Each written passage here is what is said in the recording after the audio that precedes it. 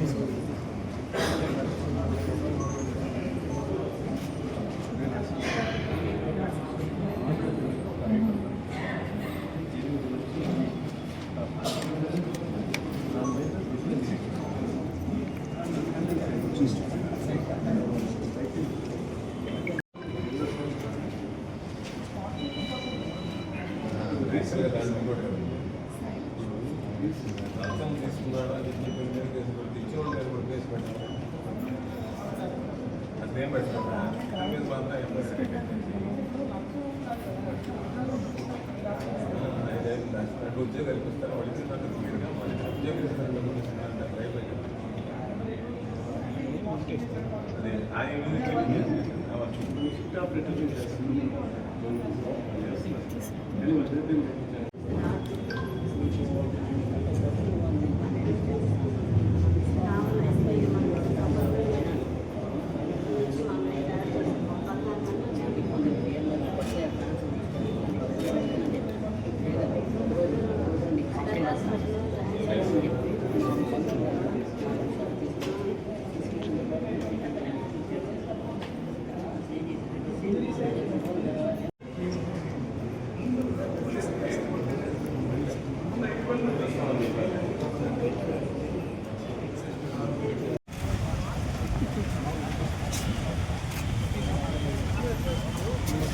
అధికారంలోకి వచ్చిన తర్వాత వైఎస్ఆర్ కాంగ్రెస్ పార్టీ శ్రేణుల మీద రోజు రోజుకి దాడులు ఉద్యోగమవుతున్నాయి. రెడ్ బుక్ పేరిట విధ్వంస పాలనకి ఈరోజు నారా లోకేష్ శ్రీకారం చుట్టూ అందులో భాగంగా నిత్యం వైఎస్ఆర్ కాంగ్రెస్ పార్టీ నాయకులు కార్యకర్తలు సానుభూతి పరులను వేధించడమే ప్రధానమైనటువంటి లక్ష్యంగా ఈరోజు పనిచేస్తున్నటువంటి నేపథ్యం. ఇందులో భాగంగా శాంతి భద్రతలకు విఘాతం కలగకుండా సామాన్యుడిని కాపాడాల్సినటువంటి సామాజిక బాధ్యత కలిగినటువంటి పోలీసు వ్యవస్థ ఈరోజు ఏదో ఒక విధంగా విచ్చలవిడిగా ప్రవర్తిస్తూ దాని మీద ఎవరి మీద కేసులు బనాయించాలనుకుంటే అధికార పార్టీకి సంబంధించినటువంటి వ్యక్తులు వాళ్ళ మీద వెంటనే ఎఫ్ఐఆర్ నమోదు చేస్తున్నారు. ఈరోజు దానికి సంబంధించి సాక్షాత్తు కార్పొరేటర్గా ఉన్నటువంటి వ్యక్తి బొబ్బల శ్రీనివాస్ యాదవ్ సుదీర్ఘమైనటువంటి రాజకీయ అనుభవం ఉన్నటువంటి వాడు. ఆయన మీద ఈరోజు ఎవరో వెళ్ళి మాకు పర్మనెంట్ ఉద్యోగాలు ఇస్తామని చెప్పి డబ్బులు తీసుకున్నారు అని చెప్పని ఒక అభియోగం మోపడం జరిగింది. ఆయన దాని మీద ఇంతకుముందు ఎలక్ట్రిసిటీ విజిలెన్స్ వాళ్ళు దానికి సంబంధించి ఎంక్వైరీ చేశారు. వాళ్ళు ఒక రిపోర్ట్ ఇచ్చారు. ఆ రోజు కేసు గతంలో వచ్చినటువంటి కేసులు పక్కన పెట్టారు. మరలా ఈరోజు ఆ కేసులో కావాలని ఈరోజు ఆయన కాస్త యాక్టివ్గా పనిచేస్తున్నాడు వైఎస్ఆర్ కాంగ్రెస్ పార్టీకి సంబంధించి దాన్ని మనసులో పెట్టుకొని ఈరోజు మరలా ఆయన మీద ఒక ఎస్టిమేట్ పెట్టుకున్నాం. దాని మీద ఎఫ్ఐఆర్ కట్టాం. మేము అధికారులకు చెప్పాం, మేము కేసులకి వాటికి భయపడేటువంటి వాళ్ళం కాదు, కానీ కేసుల పేరిట మా వ్యక్తిత్వ హననం జరుగుతుంది మాకు సంబంధించినటువంటి నాయకులకి కార్యకర్తలకి. రాగానే దాని మీద పొంకాలుగా కొన్ని పత్రికలు పచ్చ మీడియా రాయడం, వీళ్ళంతా లంచాలు తీసుకున్నారు, దానివల్ల ఏదో జరగరాందంతా జరిగిపోయింది, దాని మీద ఎఫ్ఐఆర్ నమోదైనాయని చెప్పని ఒక అభూత కల్పన సృష్టించేటువంటి ప్రయత్నం చేస్తుంది అని చెప్పి చెప్పడం జరిగింది. అంటే మేము చెప్పేది ఎక్కడ ఏమీ ఆధారం లేకుండా వాళ్ళని అడిగించినట్టుగా ఏం ఆధారం ఉంది, కేవలం నోటి మాటలు. అంటే ఈరోజు ఏ విధంగా తయారైందంటే ఎవడు వచ్చి ఎవడి మీద ఏది ఆరోపణ చేసినా ఆ ఆరోపణ ఎఫ్ఐఆర్ అయిపోతుంది. గతంలో ఆ పరిస్థితి ఉండేది కాదు. ఏదైనా ఆరోపణ చేస్తే ఆ ఆరోపణకు సంబంధించినటువంటి ఆధారాలు అడిగేటువంటి వాళ్ళు పోలీసులు. ఒక పక్క వైఎస్ఆర్ కాంగ్రెస్ పార్టీకి సంబంధించినటువంటి వ్యక్తుల మీద తెలుగుదేశం పార్టీ వాళ్ళు దాడులు చేసినా లేదా దానికి సంబంధించినటువంటి ఏదైనా చేస్తే ఏం ఆధారం లేకపోయినా 2 వదిలేస్తున్నారు. వైఎస్ఆర్ కాంగ్రెస్ పార్టీకి సంబంధించి వాళ్ళ మీద ఏమి ఆధారం లేకపోయినా నిందలు మోపి కేసులు బనాయిస్తున్నారు. దాని ఫలితమే ఈరోజు బొబ్బల శ్రీనివాస్ యాదవ్ మీద రాజకీయ కక్ష కుట్రలో భాగంగానే ఈరోజు కేసు పెట్టారు. అందుకే వచ్చి జిల్లా ఎస్పీ గారిని కలవడానికి గ్రీవెన్స్ డేకి నేను నాతో పాటు సోదరులు రూరల్ నియోజకవర్గ ఇన్ఛార్జిగా ఉండి ఈరోజు రూరల్ నియోజకవర్గ కార్యకర్తల పట్ల నిరంతరం పోరాటం చేస్తున్నటువంటి మా అన్న విజయ్ కుమార్ రెడ్డి గారు ఇద్దరం కలిసి స్థానికంగా ఉండేటువంటి కార్పొరేటర్ నాయకులు అందరితో కలిసి రావడం జరిగింది. ఎస్పీ గారు లేరు. అదేవిధంగా ఒక పక్కేమో వైఎస్ఆర్ కాంగ్రెస్ పార్టీ వాళ్ళ మీద నోటి మాటల మీద కేసులు పెడుతున్నారు. తెలుగుదేశం పార్టీ వాళ్ళు దాడులు చేస్తే, దౌర్జన్యాలు చేస్తే ఈరోజు పాపం రమాదేవి కుటుంబానికి సంబంధించి వాళ్ళ భర్తకి చేయి తగిలితే, ఫ్రాక్చర్ అయితే వెళ్ళి ఆసుపత్రిలో జాయిన్ అయితే ఆసుపత్రి వర్గాల మీద ఒత్తిడి తెచ్చి రాత్రికి డిశ్చార్జ్ చేసేసేయండి. ఆధారాలు ఉన్నాయి. ఈరోజు పాపం గ్రేవ్ ఇంజరీ జరిగింది, ఆయన మీద రేపు ఏదన్నా ఉంటే పాపం కేసులు నమోదవుతాయి. వాటి మీద ఆధారం లేకుండా మేము కూడా వచ్చాం కాబట్టి మమ్మల్ని జాయిన్ చేసుకోమని కొట్టిపోయి కేసులు పెట్టాం. కాబట్టి ఈరోజు ఒక పక్క ఏమో ఏ ఆధారాలు లేకుండా వైఎస్ఆర్ కాంగ్రెస్ పార్టీ వాళ్ళ మీద కేసులు పెట్టారు. వైఎస్ఆర్ కాంగ్రెస్ పార్టీ మీద దాడి జరిగింది అని చెప్పి సాక్షాత్ ఆ దాడి జరిగినటువంటి ఆధారాలు, వీడియోలు కూడా ఆ అమ్మాయి పాప ఎస్పీ గారికి చూపించింది. ఇదిగో నా మీద ఏ విధంగా దాడి జరిగింది. ఒక మహిళ, ఒక చిన్న కుటుంబం మీద 20-25 మంది ఎక్కువగా వస్తే ఆ కుటుంబ సభ్యులందరూ పాపం బోర్ను వెలిపించేటువంటి పరిస్థితి. వాళ్ళు బ్రతకడానికి భద్రత లేనటువంటి పరిస్థితి.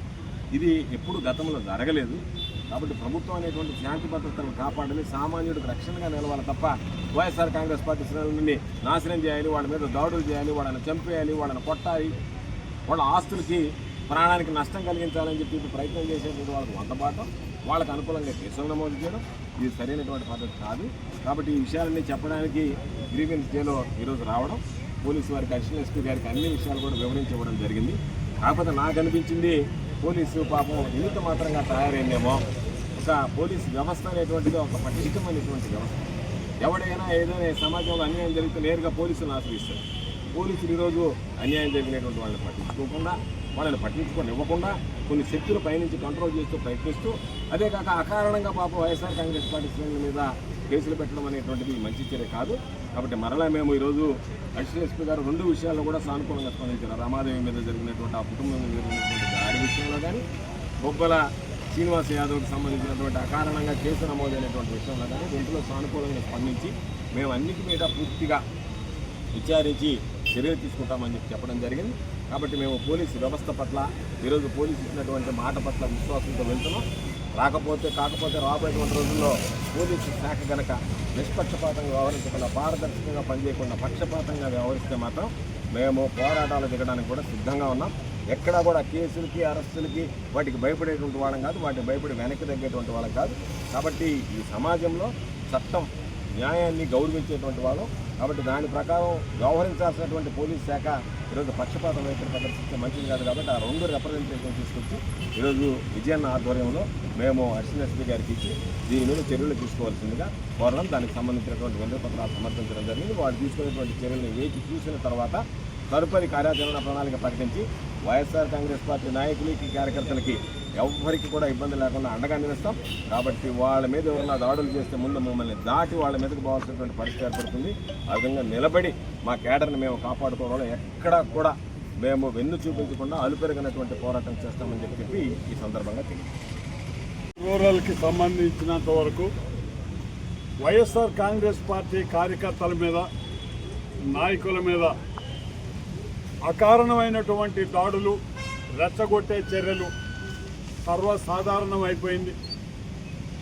వీళ్ళు అధికారంలో మళ్ళీ ఇంకొక పార్టీలో వచ్చినా కూడా పాత పద్ధతులు అయితే మారలా.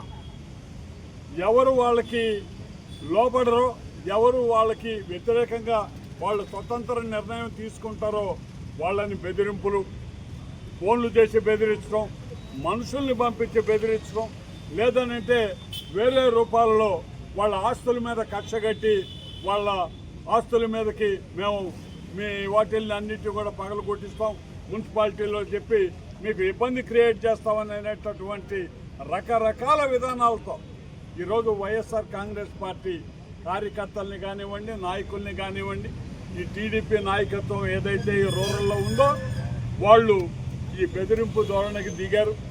మేము ఒకటే చెప్తున్నాం, ఈ రోజుకి కూడా ఎటువంటి పరిస్థితుల్లో కూడా కొట్లాటలకి, తగువులకి తావు లేకుండా ఏదైనా సమస్య ఉంటే అధికారుల దృష్టికి చట్టబద్ధంగా, న్యాయబద్ధంగా వెళ్ళి పరిష్కారం అడుగుతున్నామే తప్ప చావలేకో చేతకాకో కాదయ్యా. ఎందుకంటే ఈ కొట్లాటలు, ఈ నెత్తురు కారటం అనేది ఎవరికీ క్షేమకరం కాదు. కానీ ఎదుటి మనిషి గమ్మునున్నాడు కదా అని పొద్దుగూకులు మీరు ఇదే పని కానీ చేస్తా పోతే ఒకరోజు తిరగబడే రోజు వచ్చినప్పుడు ఆ రోజు పరిస్థితులు వేరేగా కూడా ఉంటాయని చెప్పి నేను మనవి చేస్తూ, ఆ రోజు రాకూడదనే ఈ రోజు ఇంత దెబ్బ తగిలినా ఈ రమాదేవి ఆమెకి చాలా దెబ్బలు తగిలాయి. వాళ్ళకి సంబంధమే లేదు. వాళ్ళ కుటుంబంలో ఇంకొక ఆయన వచ్చి వాళ్ళు కొలతలు కొలుచుకుంటూ ఉంటే నీ వల్ల వచ్చింది తగు అని చెప్పి ఆమెని, ఆమె భర్తని, బిడ్డల్ని అందరి మీద దౌర్జన్యం చేసి కొట్టి వీళ్ళ మీదనే మళ్ళీ కేసు పెట్టి పెద్ద హాస్పిటల్లో అవతల వాళ్ళు పండుకునేటటువంటి పరిస్థితులు వస్తే ఏం చేయాలనేది కూడా అర్థం కాక మా నాయకుడు మేము ఈరోజు మా జిల్లా అధ్యక్షుడు గోవర్ధన్ రెడ్డి గారితో కూడా సంప్రదించి మేమందరం కూడా ఒకసారి ఈ విషయాల్ని పోలీస్ శాఖకు కూడా మేము తెలియపరిచి వారిని కూడా సరైన మార్గంలో స్పందించమని చెప్పి కోరడానికి ఇక్కడికి రావటం జరిగిందని మనవి చేస్తూ, ఎల్లవేళలా మేమందరం కూడా మా కార్యకర్తల్ని, మా నాయకులకి అండగా మేమందరం నిలబడి వాళ్లకు ముందు మేము నిలబడి ఉంటామని చెప్పి మేమందరం కూడా ఈ ప్రయత్నంలో మా వంతు భాగస్వామ్యం మేము చేస్తా ఉన్నాం.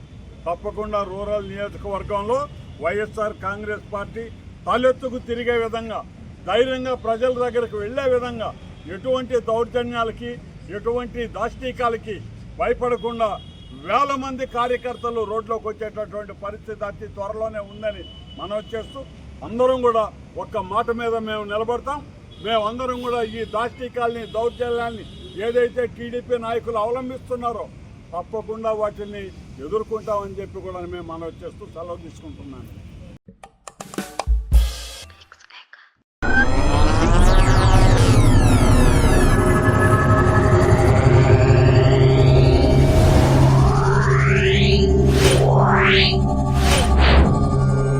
Yeah.